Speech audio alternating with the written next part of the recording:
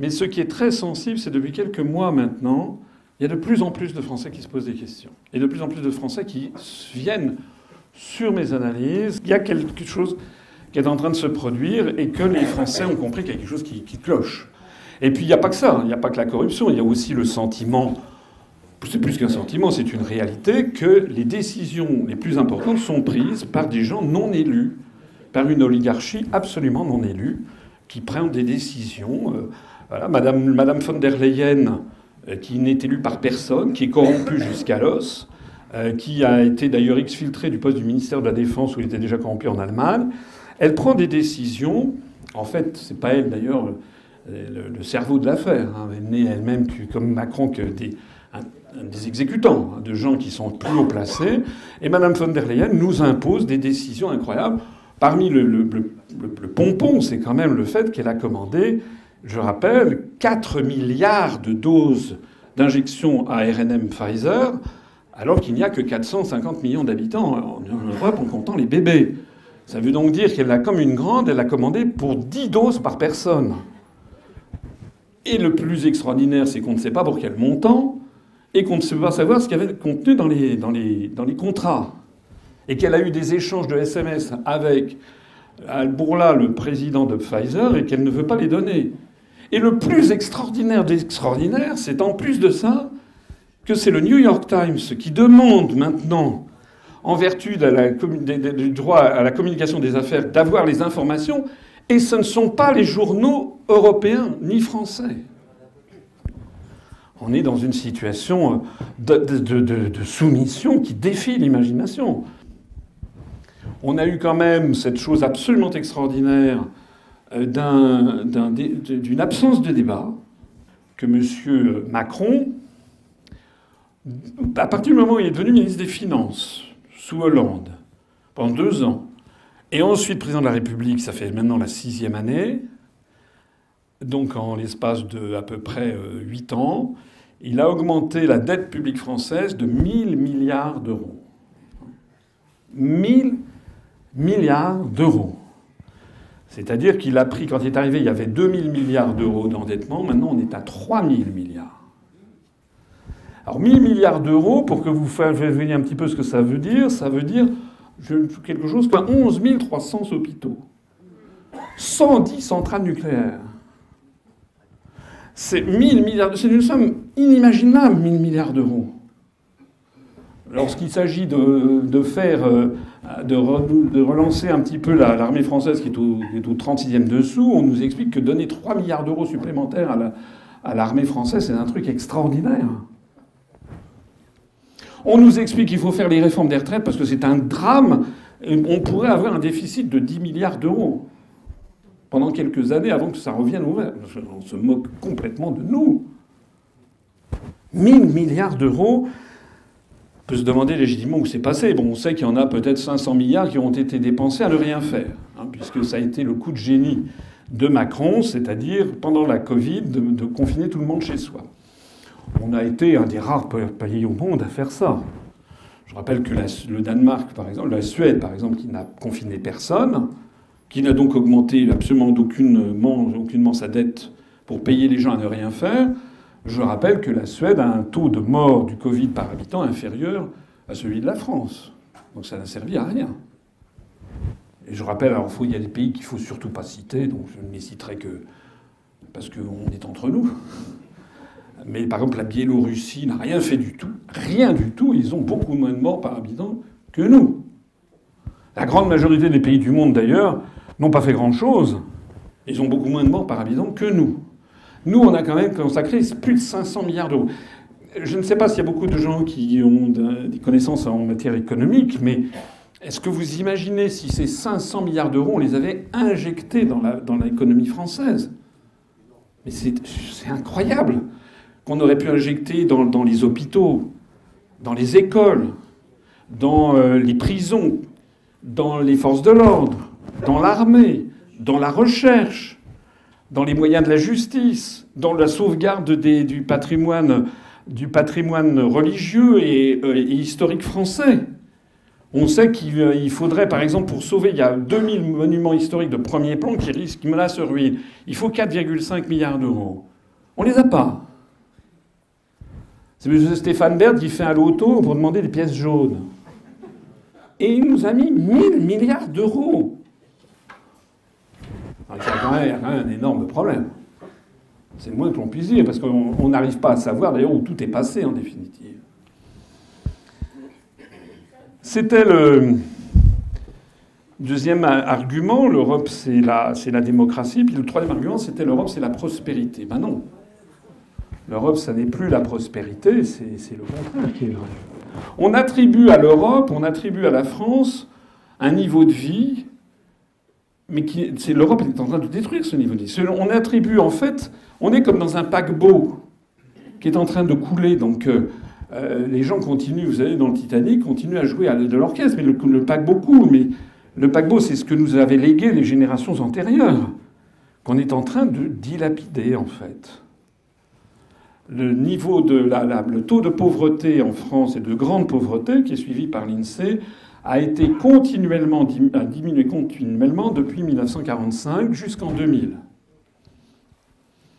C'est suivi par l'INSEE. Je crois que le taux de grande pauvreté, c'est en dessous de 850 € par mois.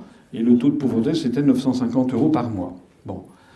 Donc ce nombre-là, le pourcentage n'a pas arrêté de baisser. Et depuis l'an 2000, remonte. Ça, c'est le taux des plus pauvres. On sait que, vous savez, que par exemple, il y a actuellement une activité qui est extrêmement... qui a beaucoup de succès, ce sont les restos du cœur.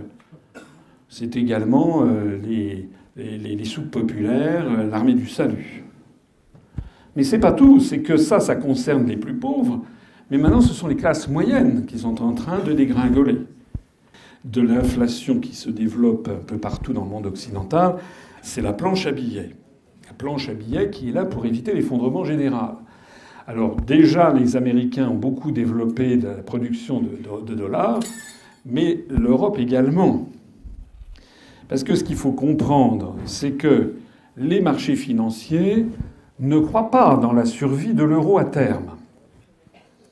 Je l'ai déjà expliqué, on ne peut pas dire... une chose qu'il faut quand même me reconnaître, c'est ma cohérence dans les analyses. Le problème, c'est que l'euro n'est pas une monnaie unique, c'est une monnaie composite, c'est une monnaie commune. Comme une monnaie unique aurait supposé que l'on ait supprimé toutes les banques centrales de tous les pays de la zone euro, ce qui n'est pas le cas.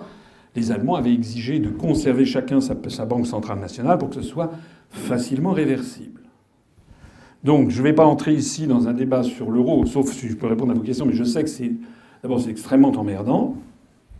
C'est très rasoir et très technique. Donc les gens ferment les écoutilles. Mais si vous voulez bien me faire confiance, retenez quelque chose, 2-3 éléments. Un, il n'y a pas de banque centrale. Il y a la Banque centrale européenne, mais qui n'est qu'une banque centrale parmi les autres. Chaque pays a gardé sa banque centrale nationale, ce qui veut dire qu'il n'y a pas de monnaie unique. Il y a une monnaie commune. Si vous avez 1 000 € sur un compte bancaire à Bourg-en-Bresse, c'est 1 000 € de créances juridiquement sur la Banque de France. Voilà. Or, il se trouve avec le système de l'euro que ces 1 000 €, vous pouvez les transférer dans un compte que vous ouvrez. Vous avez le droit d'ouvrir, ça s'appelle le libre établissement. Vous pouvez ouvrir un compte sur, je sais pas, au Crédit Lyonnais, à Kurfürstendamm, à Berlin. Donc vous ouvrez et vous transférez vos 1 000 €. Et à ce moment-là, les 1 000 € deviennent, étant en Allemagne, deviennent 1 000 € de créances sur la Bundesbank. J'espère que jusque-là vous me suivez.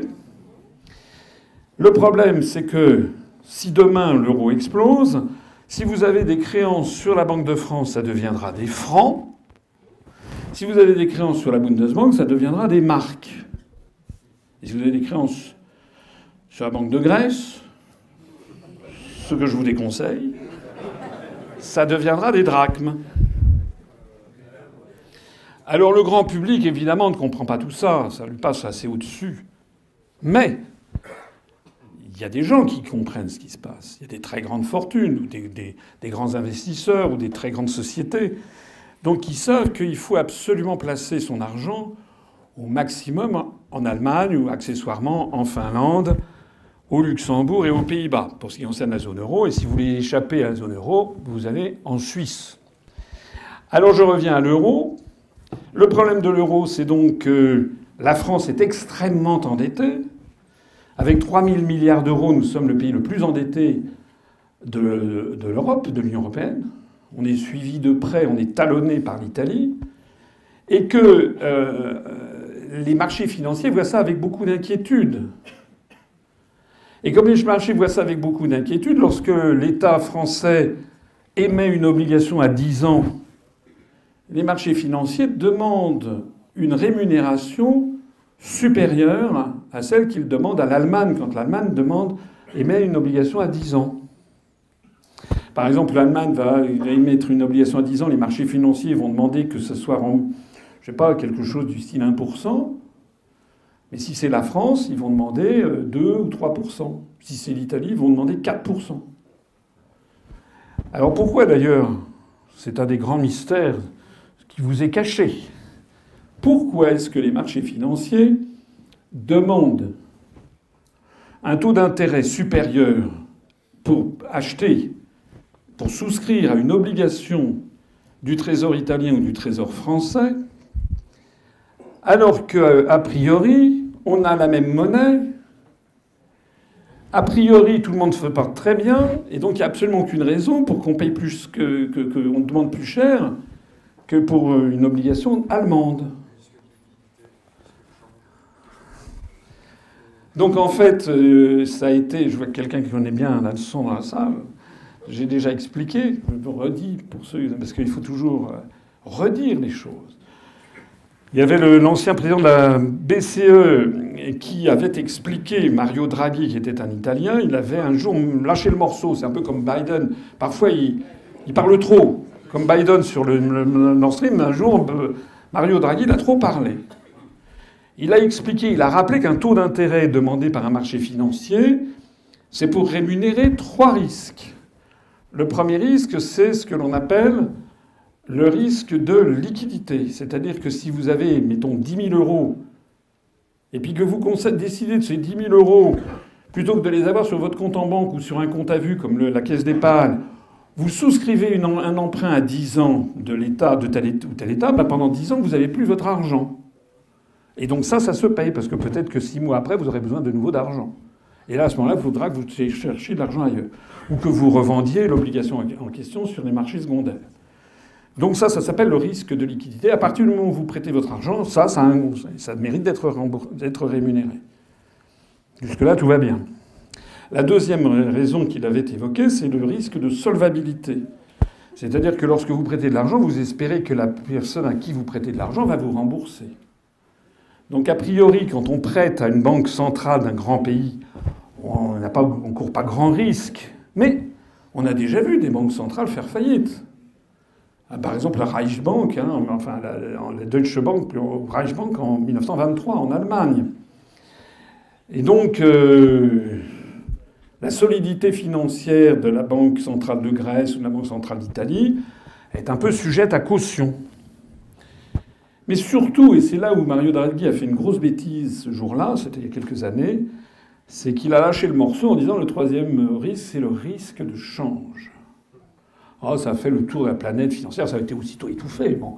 Mais le mal était fait. Le risque de change, ça veut dire que bon, tout peut arriver dans la vie. On a beau vous dire que l'euro n'explosera jamais, il se trouve que les gens qui connaissent l'histoire des monnaies plurinationales savent que toutes les monnaies plurinationales de toute l'histoire du monde ont toujours fini par exploser. Je vous renvoie à une conférence que j'ai faite il y a déjà plusieurs années qui s'appelle justement la tragédie de l'euro. Et donc, les marchés financiers se disent, bon, ok, d'accord, l'euro ne peut pas exploser, mais si ça explosait quand même. Et à ce moment-là, ils se rendent compte qu'en effet, si ça explosait quand même, comme je le disais tout à l'heure, on sait que si demain l'euro explosait, les créances que vous avez sur l'Italie et donc les obligations du Trésor sur le Trésor italien, par rapport au dollar, perdront 30 à 35%. Quand même. Si c'est en Grèce, ça perdra 50%. Si c'est en francs français, on perdra 15% par rapport à l'actuel cours pivot vis-à-vis du dollar. Si c'est en marque, ça sera plus 35%. Et si c'est en florins, ça sera plus 20 ou 25%. Si c'est en marque finlandaise, ça sera du l'ordre de plus 18%. Donc les marchés financiers se disent « OK, l'euro ne va pas exploser, mais s'il explosait quand même ». Donc ils se prennent une petite gratte en se disant « on ne sait jamais ». Et donc, vous avez compris, si vous m'avez suivi, j'essaie de rendre le plus simple possible des choses qui sont un petit peu compliquées. Si vous m'avez suivi, ça veut dire quoi? Ça veut dire que plus les taux d'intérêt demandés sur l'Italie ou sur la France augmentent, plus les marchés financiers sont sceptiques sur la possibilité de la France et de l'Italie de rester dans la zone euro.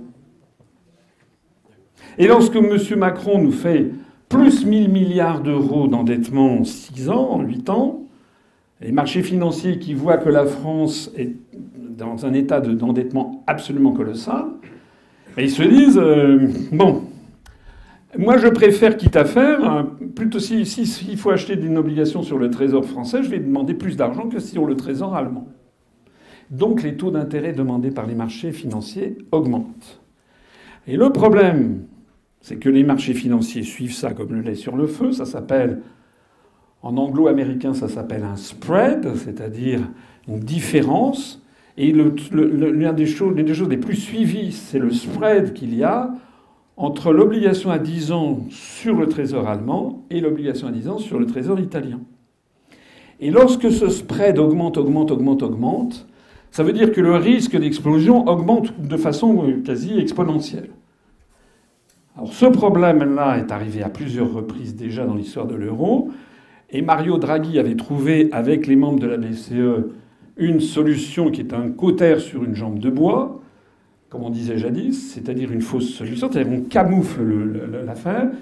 Il a décidé de racheter les obligations émises par les États, par la BCE les rachète. Or, c'est formellement interdit par les traités. Normalement, d'après les traités, la Banque centrale européenne n'a pas le droit d'acheter les obligations émises par les États.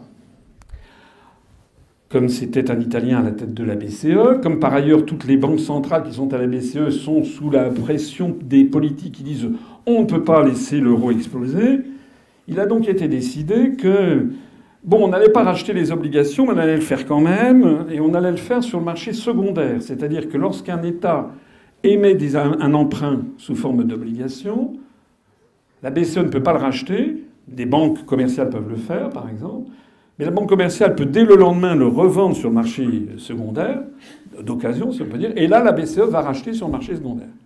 Ça veut dire que les traités sont violés dans leur esprit. Ça a eu comme effet quoi? Ça a eu comme effet de faire baisser la tension sur les taux d'intérêt italiens ou grecs. C'est un peu comme si vous avez une maladie incurable et qu'on vous donne de l'aspirine pour faire baisser la tension. Alors effectivement, et la température. Donc effectivement, vous allez avoir votre température qui baisse, mais vous n'êtes pas guéri pour autant. Et le problème, la contrepartie de ça, c'est que la BCE a commencé à acheter des dettes sur l'Italie ou sur la France. Il y a une autre contrepartie, c'est qu'avec ce système, l'endettement de la France ou l'endettement de l'Italie se transcrit aussi dans un déficit commercial apocalyptique. Vous savez que la France, on bat les records de déficit commercial depuis Vercingétorix. On a fait 160 milliards d'euros de déficit commercial en 2022. Et que ce déficit commercial sert notamment à payer des importations venant, par exemple, d'Allemagne. Ça veut dire qu'au bout du compte, l'Allemagne voit arriver des excédents commerciaux sur la France ou sur l'Italie qui sont en fait financés par les déficits, qui sont en fait financés eux-mêmes par la Banque centrale européenne. Et les Allemands voient donc arriver, ils ont des créances qui augmentent à l'actif de la Banque centrale allemande, de la Bundesbank, qui sont des actifs sur des banques centrales des pays du Sud dans lesquels ils ont de plus en plus peur. Donc les Allemands, qui sont des gens sérieux en matière financière, surtout depuis l'expérience de 1923, ne veulent pas de ça. Il y a des demandes reconventionnelles devant le tribunal constitutionnel de Karlsruhe pour qu'il n'en soit pas ainsi, pour empêcher la BCE de continuer à racheter des dettes. Mais tout le monde sait que si la BCE arrête d'acheter des dettes, l'euro explose dans le mois qui suit. C'est un truc complètement vicieux. Alors, l'été dernier, Tout ça, évidemment, personne n'explique ça aux Français. Bon, d'ailleurs, pour une raison simple, c'est que personne ne comprend. Non, je dis ça, c'est très immodeste, hein, mais je peux vous assurer que les dirigeants politiques français, peut-être Macron y compris, en tout cas le maire c'est sûr, ne comprennent rien. Donc Macron, un enfant de 7 ans ne ferait pas ce que fait Macron. Il sait très bien que dans la situation actuelle politique qui est explosive, on ne s'amuse pas à lancer un nouveau front. Ben non, il est obligé. Il faut bien voir qu'on a des dirigeants. Ce ne sont plus nos dirigeants. Hein. Les gens que vous voyez ne sont pas nos dirigeants. Ce sont des acteurs pour compte d'autrui. Alors, par ailleurs, ces achats de dettes françaises ou italiennes ont pour effet de produire de l'euro. Et donc cette augmentation de la masse monétaire, au bout du compte, se traduit également par cette inflation que nous vivons. Donc l'inflation que nous avons et qui va croître et embellir au cours des mois qui viennent est due d'une part à ce phénomène structurel de l'euro qui n'est pas viable de toute façon et qui finira par exploser. Je ne suis pas le seul à le dire. Il y a par exemple quelqu'un comme Marc Toiti, qui d'ailleurs n'est plus beaucoup invité nulle part, qui le dit aussi. Il y a d'autres personnes, Henri Guénaud, des gens comme ça que je connais. Mais quand je leur dis, ben alors il faut dire qu'il faut sortir de l'euro. Ah non, non, non. Et pourquoi? Ah non. Et pourquoi? On est dans un monde, la France est dans un monde où les débats les plus importants sont absolument interdits. Alors, d'une part, parce qu'il y en a qui sont compliqués et les gens ne comprennent rien, c'est comme le cas de l'euro. D'autre part, il y a 2 cas où là, les gens, c'est beaucoup moins compliqué à comprendre quand même. Par exemple, l'affaire ukrainienne. Et là, le débat est interdit puisque, de toute façon, ça n'est plus les dirigeants français qui décident et les médias sont sous instruction.